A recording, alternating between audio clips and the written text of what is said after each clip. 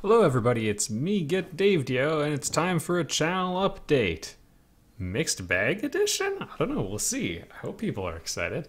First things first, I didn't do a special episode in January just because I wanted to do the Indao. I had promised one more Indao, so that's what we're going to do, and a Final Fantasy IX review is going to be coming as well. But Indao is going to be coming on, I'm aiming for February 10th, although we might be a couple days late on that even. Just because there's some significance to if I can get it around then. So we'll see if I can get it edited in time. I recorded the whole thing and then sort of reflected on the script a little bit and rewrote a huge chunk. And it probably needs to be pared down a bit. So I might be running out of time to hit that goal, but it'd be pretty cool if I did. Anyway, that's on the to-do list. And then, yeah, Final Fantasy IX, I'm done recording. It's on 62 parts long. So it actually might be up the day this update goes up. The plan was to, do like the monthly Patreon video. That was based on like being at like the level of reward tier we were at. The Patreon went down a little bit. I'm not too worried about that. It's just because I had one person who sent me a message and they were super generous and they're like, hey, I want to do a really big donation for just a couple months and then I'll dial it back after. And so that cycle went through. And it was super generous of them. We're still going to be doing lots of cool stuff. And segueing onto this, which I hope doesn't disappoint people here, this new bit. I had mentioned I wanted to do a 4X game next. And what ended up happening is I looked at a couple of the options, and Deserts of Karak is still on the table, but I kind of want to save it for a rainier day.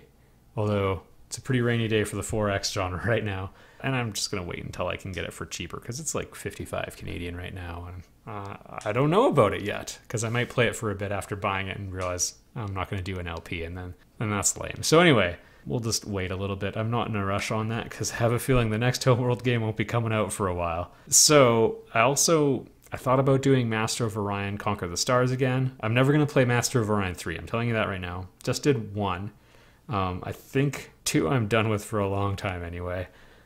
That kind of left nothing. I was going to do Conquer the Stars, and I bought the race pack to add the Trellarians and the Nolam and the Illyrians, and went to play it again, and I just thought not enough has changed. Between like when I did the early access LP and then like the final release one, the game had changed a bit. Now I can say it's pretty much exactly where we left it. All the flaws are the same, all the perks are the same. And I just like sat down, played some test stuff to get like back in the groove and thought to myself like, no, it's not worth it. I don't really feel like it because I didn't have a hankering to go revisit it like I did when I did Final Fantasy Tactics a second time. And they just haven't really changed anything. So there was another game I really wanted to do called Invisible Ink, which is going to be coming up. It's basically like XCOM, so it's all about sneaking around. And there is some shooting, but in a perfect world, you don't want to ever shoot because then a guard's dead, and then another guard sees a dead guard, and oh no. So anyway, that's Invisible Ink. It's like Archer? This sort of like retro future spy thriller style stuff. It's super cool. Anyway, and it brings something new to like tactical, whatever you would call XCOM. I wouldn't call it a tactical RPG, like tactical simulation. Anyway, it's very similar, but with spies, and I'm excited about it, and it's some of the best game design we've seen in like the last couple of years, so that's what's coming. So I hope people are excited about it. I know I kind of teased, I'm thinking of doing a 4X, and then I'm doing a 180 now, but it'll scratch a similar itch, the sort of thinking and, I don't know, the novelty of it. And the difference is, this is a really good game with some really interesting ideas and some real innovations, so I'm pumped about that. And that's what the B-roll footage is. This is me hammering through the tutorial. I hope y'all are pumped about that.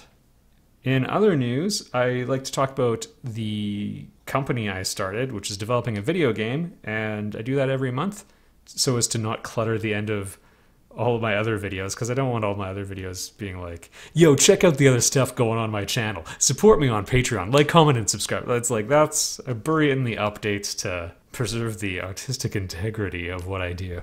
Anyway, I started a company called Reclamation Games. We're working on a video game. So I mentioned that like I was a little bit behind on things like the INDAO and all that. I had the most productive month in January 2018 that I have had on video game development in terms of hours logged and points completed. Hours logged by only a little bit. I beat out my previous best by 3 hours of work per month. And it's a 31-day month as well, so that, like, you know, that's a little bit of an advantage over the 30-day ones or poor old February. But anyway, it was super productive, so that was nice. And in terms of, yeah, points accomplished. And I mean, normally I like to talk about like a little bit of game development stuff, and I've touched on project management stuff before, but I kind of want to explain points for those of you who might not be super familiar with it, or people who do different development methodologies if you are kind of familiar with this stuff. But basically, you can estimate every single thing you have to do on a project. And sometimes they'll call that waterfall. You'll plan out every detail in advance and then try to just execute the plan. The problem with that approach is it's kind of inflexible. And boy, what do you do if your plan was wrong? And then there's sort of the agile method, which is you do that on a very high level, and then you break it up into smaller pieces, and then you do like sort of sub-estimations every 2 weeks or whatever. And they call that a sprint. Anyway, both of those involve estimating tasks. And what a lot of people will do is they'll say, I think this is going to take me a day or 2 days or 4 hours or whatever. You just come up with a thing you have to do, like animate a walk cycle for the character, let's say. And you'd say, I think that'll take me 4 hours to do. All these numbers are made up. So that's a task that you're going to accomplish. Now, I don't actually like estimating time for these sorts of things, especially with development, because really when you want to go fast in computer science, the solution is not to make yourself hurry, because it's a discipline where being careless has a very great punishment potential, because there's these things called bugs, and being rushed or working when you're super tired increases the chances that you're going to have these bugs. And then what happens is you're going to think you're done and you're going to set the thing you're working on aside, and then later on you're going to discover flaws with it, and then you're going to have to sort of reopen that part of your mind, and you've forgotten a lot about how that system works. And you really just want to avoid those as much as possible. There are always going to be some problems, but you want your work to be clean. Anyway, if you have this little thing saying, I expect it to be done in 4 hours, and it's going to take me more than 4, I don't know how many more, and then you rush, or then you just say it's done, or you cheat a little bit, and you don't want to do that. So I use points, and lots of people use points, where you estimate just the difficulty and you use abstract points.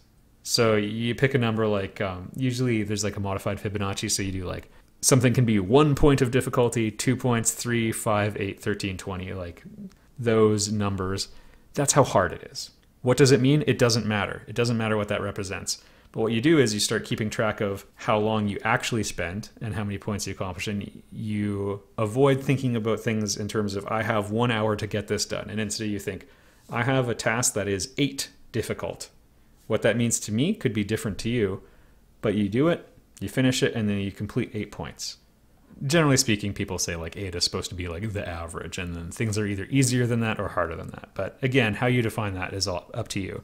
What matters is that you're just kind of consistent over time, and what you can eventually do is start discovering about how many points you can do a day and how many points you can do a month and so on. And then you basically derive how long it's going to take from that.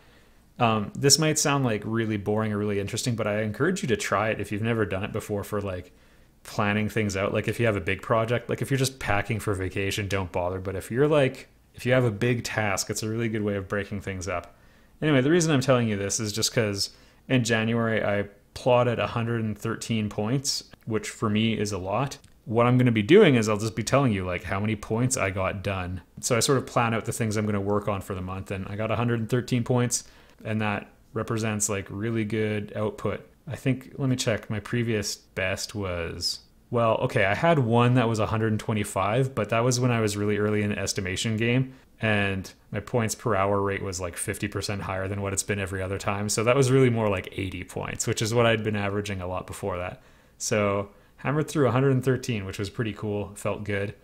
And yeah, sorry if that like seems really weird or really abstract. It is weird and abstract, but it's a good way of thinking about things, and I'll tell you how many points I hammer through in February. It's going to be lower by default because there's 10% fewer days already, but I thought it was pretty cool. We took out a whole bunch of stuff on the to-do list. There was a lot of sort of cleanup stuff. I mentioned, like, I forget if I told you about, but I had to do a whole bunch of performance optimization, and I got about a 100% performance improvement. So that was pretty cool. Everything's running about twice as fast as it was before. Did some character design stuff. First area's rough version is, I think, done. So yeah, those are the sorts of things I was working on. But yeah, the cool thing was just the raw quantity. And so I thought I'd sort of share that just so we have like a language with which I can say. Because if I say next month, like, I got 80 points done, you might, if I didn't have this talk now. Anyway, if you like this channel and you like the creative projects we're working on here and you want to help support it directly, you can do so via Patreon, which is, I don't know, click the link to learn more. It's going to be in the description. And otherwise, you know, just hang out and be part of the channel and talking to me. I read every comment, folks, every single one. And taking the time to listen to these updates after so long. And I'll see you all in the next Let's Play.